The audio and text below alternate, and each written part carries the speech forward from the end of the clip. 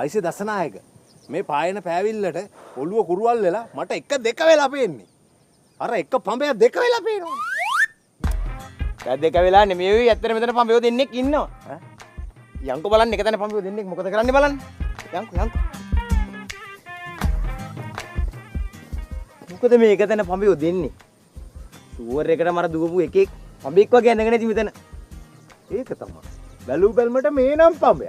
මට මෙන්න මූ තමා ෂුවර් නැත්තේ. චෙක් කරලා දසනායක.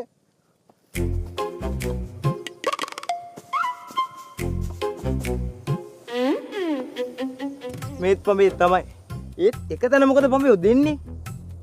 ඒක මහ ලොකුට ප්‍රශ්නයක් කරගන්න එපා රාලාමි. ඒක තමයි අපිට ප්‍රශ්නයක් නැහැනේ. අපි නම් දසනායක පඹ ගාලක පැටලුණා.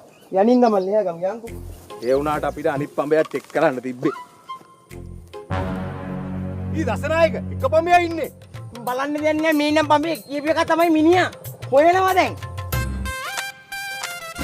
ඒයි. මොකද උතර ගන්නේ? නිරවල් රයින්නවා මහත්තයෝ.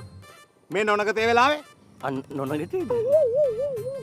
නොනගතේ ගැන හිතේ තින්දි ගොත් අපිට අනාගතයක් නැති නෝනි මහත්තයෝ.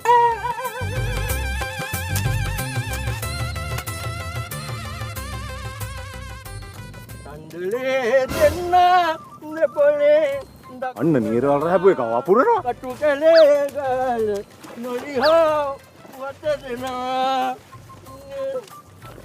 මහත්තු ගලක් යතේ අන්න ඒ පාර පොහොර ගන්න. කල පවට ආයෙ හැරිලා බලන්න එපා. ආයෙ හැරිලා බලද්දී ඔය එක ගොයන් කපන්න ඉඩ තියෙනවා. ඒ වුණොත් ඔය විමිටි කර ගන්න ඉන්නේ අපිට. පාඩුවේ යන් යන්නේ.